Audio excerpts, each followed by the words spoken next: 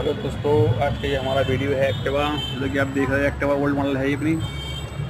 देख लो बॉडी बड़ी इसकी ओल्ड मॉडल एक्टिवा है। इसमें क्या है प्रॉब्लम, इसमें क्या होता है इंजन ऑयल चढ़ नहीं रहेगा। हेड में इंजन ऑयल चढ़ नहीं रहा है, बहुत सूख जाएगा। और गाड़ी हो गई थी जाम, इसकी बाइक हो गई थी एक्टिवा मोपेड जाम। तो अपन ने हेड कवर खोले सब पहले चेक करने के लिए, ऑयल सूखा सूखा रहा पूरा, ठीक है ना।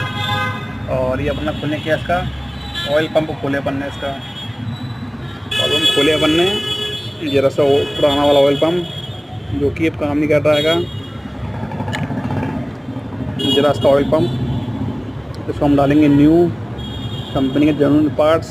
ठीक है दोस्तों, अब से पार्ट्स हम ले आएँ। जैसे सेकंड वीडियो में पार्ट्स दिखाएंगे आपको कितने का प्राइस है और कैसा आएगा। ठीक है दोस्तों, आप लोग चैनल पर नए हो सब्सक्राइब जरूर करना। Thanks for